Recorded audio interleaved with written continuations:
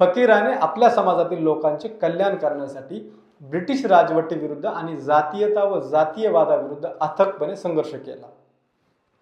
त्याने आपले जीवन केवळ स्वाभिमानाने जगण्यासाठी आणि अन्यायाविरुद्ध लढण्यासाठी अर्पण केले।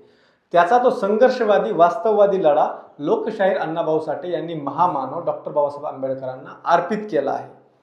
कारण हा फकीरा मातंग समाजातील धाडसी आणि शूरवीराचे प्रतीक आहे आणि अशाच अनेक धाडसी व्यक्तिमत्वांमुळे त्या काळचा जुना मातंग समाज हा सामाजिक आणि राजकीय दृष्ट्या महत्त्वाचा समुदाय होता।